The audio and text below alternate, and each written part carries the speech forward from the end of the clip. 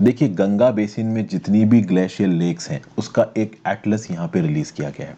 वैसे तो गंगा में, इंदस में, ब्रह्मपुत्रा में जितनी भी ग्लेशियर लेक्स हैं उनके लिए एक एटलस रिलीज किया गया है और इसको अपडेट किया गया है एक वेबसाइट पे। वेबसाइट का लिंक यहाँ पे दिया हुआ है। ये जो भुवन पोर्टल है, भुवन पोर्टल पे इसको अपडेट किया गया है। ओके, तो इसरो के भुवन पोर्टल पे जब आप इस पर्टिकुलर लिंक पे जाएंगे, इस पर्टिकुलर लिंक पे जब आप जाओगे तो आपको कुछ इस प्रकार की फोटो नजर आएगी। ठीक है, यहाँ पे लेफ्ट हैंड साइड पे Ganga basin, Indus basin, Brahmaputra, 3 basin आपको दिखेंगे। तो आप उनको यहाँ पे सेलेक्ट करके देख सकते हो कि कौन कौन से बेसिन में कितना इलाका है, कितनी ग्लेशियर लेक्स हैं वहाँ पे, और ये ग्लेशियर लेक्स कौन कौन के नदियों के बेसिन में पड़ रही हैं ये तक बता दिया गया। क्योंकि गंगा की, ब्रह्मपुत्र की, इंदस की बहुत सारी छोटी छोटी ट्रिब्यूटरीज हैं, तो उन ट्रिब्यूटरीज में भी जो ग्लेशियर लेक्स बन रही हैं, ओवरऑल इसके बेसिन इलाकों में जो भी ग्लेशियर लेक्स बन रही है उसकी पूरी जानकारी यहाँ पे दी हुई है। अब खास बात यहाँ पे ये है कि इस एटलस की यूटिलिटी क्या है। और अभी रिसेंटली जो चमोली डिजास्टर हुआ था फरवरी 2021 का, ये अभी न्यूज़ में है। न्यूज़ में क्यों है? क्योंकि जब ये चमोली डिजास्टर हुआ था उस समय पे मैंने आपको एक वीडियो बना के बताया भी था। कौन सी वीडियो थी? तो मैं यहाँ पे दिखा देता हूँ। इस पर्टिकुलर वीडियो को मैंने उस समय पे आपके लिए बनाया था और उस समय पे ये बोला जा रहा था कि जो चमोली डिजास्टर हुआ है, this is a glacial outburst. शायद GLOF हुआ है, जी ग्लेशियर लेक आउटबर्स्ट हुआ है, लेकिन एक्चुअली में ग्लेशियर लेक आउटबर्स्ट नहीं हुआ था। अभी क्या बताया गया है कि 7 फरवरी 2021 को ये जो घटना हुई थी ना, ये एक्चुअली में एक एवेलांच था। तो जो फ्लैश फ्लड्स आए थे उस दिन 7 फरवरी को, जिसमें 72 लाइव्स गई, 200 लोग मिसिंग हैं, अभी भी बहुत सारे लोग नहीं मिले। ये फ्लैश फ्लड्स उस समय पे बोला गया कि GLOF की वजह से आए, ग्लेशियल आउटबर्स्ट की वजह से। अभी ग्लेशियल आउटबर्स्ट क्या होता है ये भी मैं आपको बताऊंगा, लेकिन एक्चुअली में बाद में पता चला कि एवेलांच की वजह से आया। एक बहुत बड़ा स्नो का मास, आइस का मास गिरा, बहुत सारी रॉक्स के साथ गिरा। एक्चुअली में वहाँ पे क्लिफ थी और वो बहुत बड़ी क्लिफ। क्लिफ कैसी होती है कि रॉक ऐसे खड़ी और उसके बाहर एक बहुत बड़ा रॉक का टुकड़ा बाहर की तरफ लटका हुआ है। तो जो रॉक के टुकड़े बाहर की तरफ लटके रहते हैं वो बहुत जल्दी ग्रेविटी की वजह से भी गिर जाते हैं, और खासकर अगर उनके ऊपर बहुत जल्दी बर्फ जमी हो तो उस बर्फ का जो इम्पैक्ट होता है वो भी मैटर करता है। तो एक बहुत बड़ा मास जिसका बहुत ज्यादा वजन था वो रौंथीगढ़ वैली फ्लोर पे गिरा और उसके चलते एकदम से ये एवेलांच आया। इसकी वजह क्या थी? तो कुछ कुछ हाइड्रोमीटरोलॉजिकल कंडीशंस ऐसी बन गई थी। हुआ ये कि 4 से लेकर 6 फरवरी 2021 के बीच में बहुत तेज स्नोफॉल हुई, तो एकदम से बहुत सारा स्नोफॉल का मास उस इलाके में जमा हो गया और उसके जस्ट बाद एकदम से गर्मी पड़ी।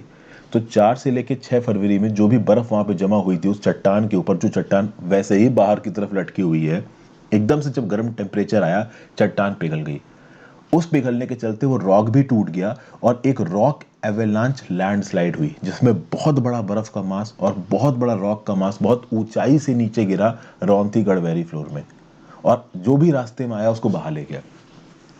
नेशनल रिमोट सेंसिंग सेंटर ने क्या बोला कि ये जो एवेलांच हुआ था ना, आप देखो कि एवेलांच जब शुरू हुआ और फाइनली जब वो तपोवन बैरेज साइड पे पहुंचा जोशीमठ के पास, इसके बीच में केवल 50 मिनट का फर्क था। मतलब कि ये जो भी इवेंट यहाँ पे हुआ था ये GLOF नहीं था। एक्चुअली में उस समय पे सरकार को काफ़ी क्रिटिसाइज किया जा रहा था, हमारी इन्वायरमेंटल एजेंसीज को काफ़ी क्रिटिसाइज किया जा रहा था, इसरो को काफ़ी क्रिटिसाइज किया जा रहा था। रीज़न भी कि इतने सेटेलाइट उड़ा रखे हैं इसरो ने, इतना प्लानिंग में मेथडोलॉजी है, तो हम चीज़ों को एस्टिमेट क्यों नहीं कर पा रहे? अगर GLOF हुआ तो एस्टिमेट क्यों नहीं कर पा रहे? सरकार ने कि जो अभी ग्लेशियर लेक्स का एटलस रिलीज हुआ था गंगा बेसिन का, हुआ है अभी, जिसके बेसिस पे मैं न्यूज़ बना रहा हूँ, इसके काम को भी उस समय पे सरकार ने बहुत तेज कर दिया था। लेकिन अब एक्चुअली में पता चला है कि ये जो एवेलांच आया, नेशनल रिमोट सेंसिंग सेंटर ने बताया है कि जो एवेलांच आया ना, इस एवेलांच के चलते रॉक गिरी और 50 मिनट के अंदर अंदर वो पूरा का पूरा जो डेब्री था ना वो जोशीमठ तक पहुंच गया था। तो समय ही नहीं मिला अलार्म उठाने का, मतलब संभलने का समय ही नहीं मिला, क्योंकि इस प्रकार के एवेलांच को आप जल्दी एसेस नहीं कर सकते और इसके लिए हाइड्रोमीटरोलॉजिकल कंडीशंस रिस्पॉन्सिबल है। एकदम से बर्फ उठी, एकदम से बर्फ गिरी, एकदम से गर्मी हुई, एकदम से वो सारी बर्फ पिघल गई, रॉक भी उसी समय पे टूट गई, 2-3 एक्टिविटी ऐसी हुई एकदम से कि ओवरऑल इतनी तेज डेब्री बहा और सब कुछ बहा ले गया अपने साथ। बहरहाल अपने मेन टॉपिक पे वापस आते हैं। तो चमोली डिजास्टर के बारे में एक चीज क्लियर होगी, वो GLOF की वजह से नहीं था, वो एवेलांच की वजह से था। रॉकी एवेलांच था जिसमें जो हैवी स्नोफॉल हुई थी वो भी रिस्पॉन्सिबल थी। अब यहाँ पे न्यूज़ क्या है? न्यूज़ ये है कि भाई लोग डरे हुए हैं इम्पैक्ट ऑफ क्लाइमेट चेंज को लेके। हमारे हिमालयन ग्लेशियर्स पिघल रहे हैं और हमारे हिमालयन ग्लेशियर्स पिघलेंगे तो पानी एक्सेस क्वांटिटी में हमारी नदियों में आएगा, और जो पहाड़ी इलाकों में लोग रहते हैं, उत्तराखंड में, हिमाचल प्रदेश में, ये सब खतरे में आ जाएंगे नेपाल में।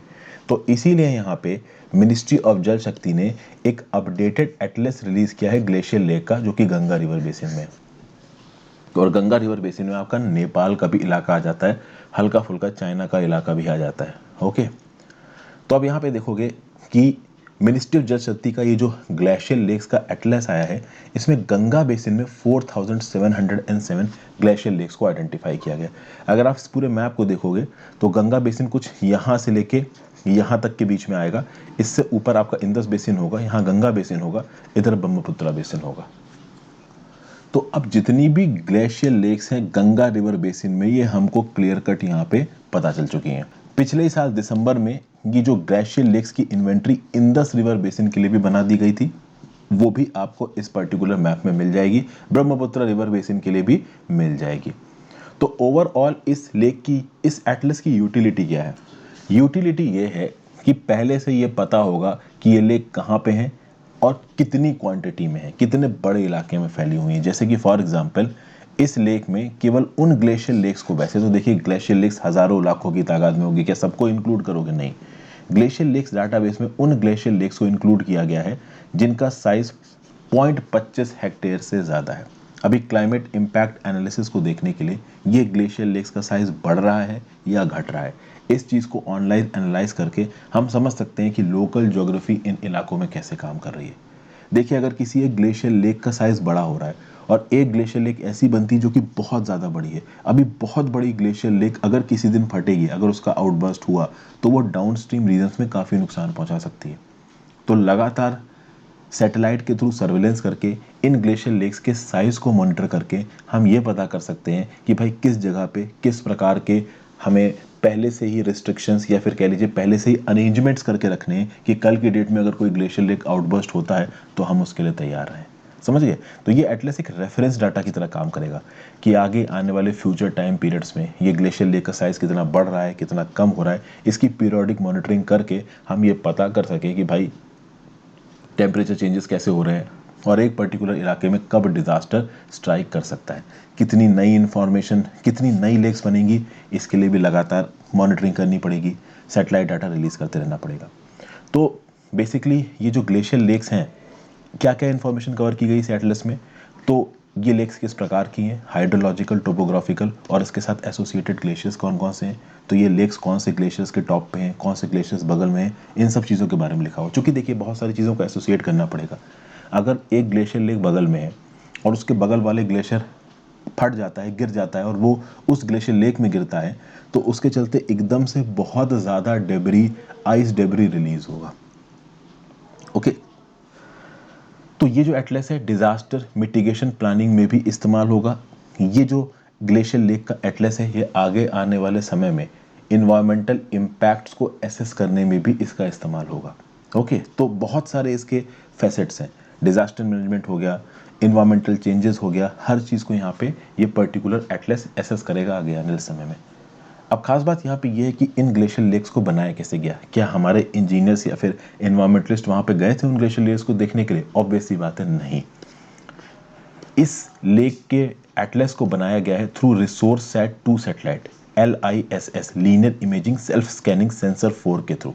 तो रिसोर्स 2 सैटेलाइट का जो LISS वाला डाटा है, लीनियर इमेजिंग सेल्फ स्कैनिंग वाला जो सेंसर 4 डाटा है, इसके इस्तेमाल से ही ग्लेशियर लेक्स के टाइप, हाइड्रोलॉजिकल, टोपोग्राफिकल और एसोसिएटेड फीचर्स के बारे में पता किया गया है। साथ साथ कौन से ग्लेशियर्स खड़े हैं इसके बारे में पता किया गया, और ये भी पता किया गया कि कौन सी ग्लेशियर लेक्स क्रिटिकल स्टेजेस में। क्रिटिकल स्टेजेस मतलब कि उनमें GLOF के चांसेस बहुत ज़्यादा है, क्योंकि जब GLOF होता है एक बड़ी क्वांटिटी में पानी रिलीज होता है। और जैसा कि मैंने आपको बताया था कि जो चमोली डिजास्टर था, पहले एसेस किया गया था कि वो GLOF है, बट एक्चुअली में वो GLOF नहीं था, वो एक एवलांच था। वो एवलांच क्या था ये तो मैंने आपको बता दिया।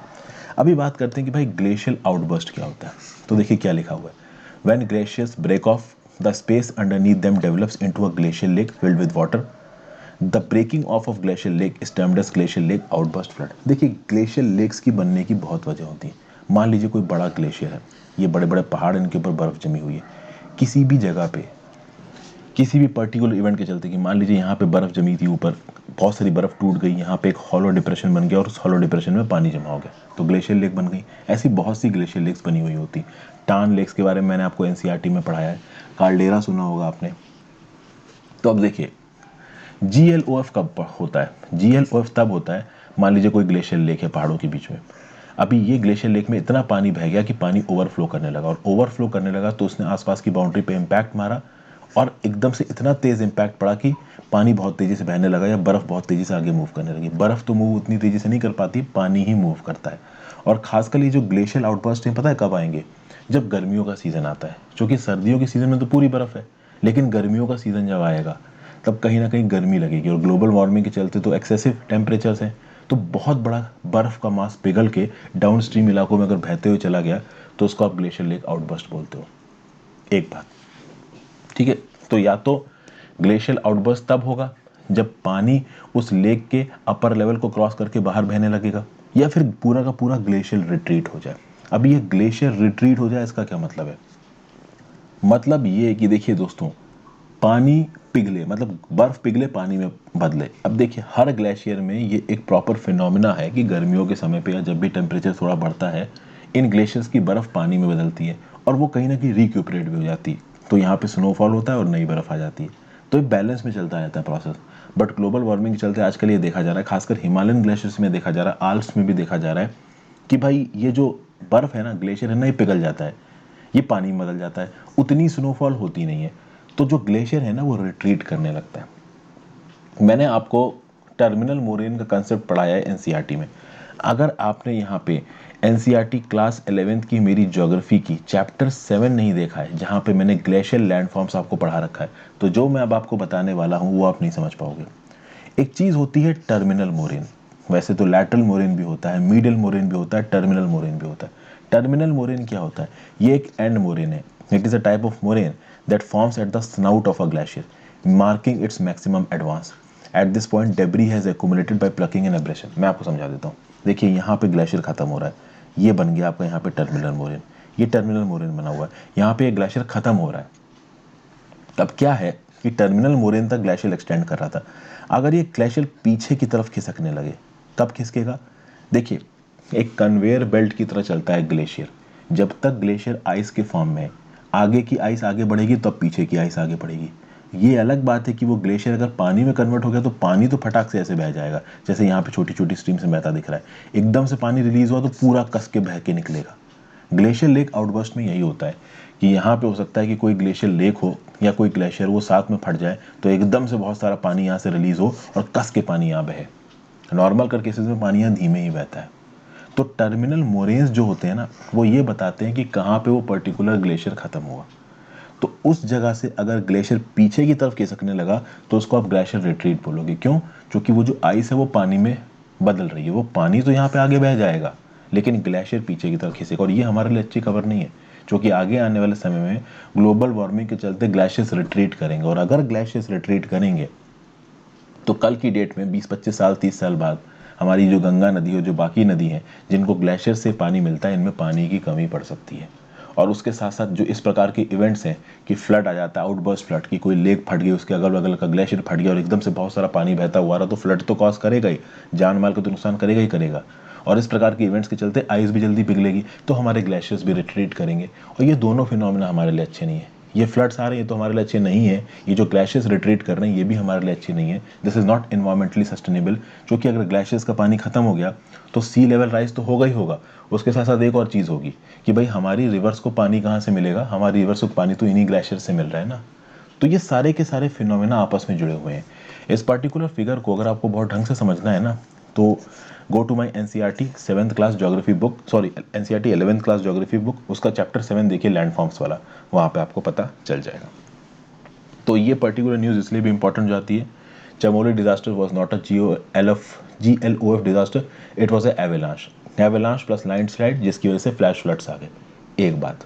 दूसरी बात, ये जो ग्लेशियल एटलस रिलीज हुआ है ना, दिस इज़ वेरी इंपॉर्टेंट, इसको आप अपने नोट्स में इनकॉर्पोरेट कर सकते हैं।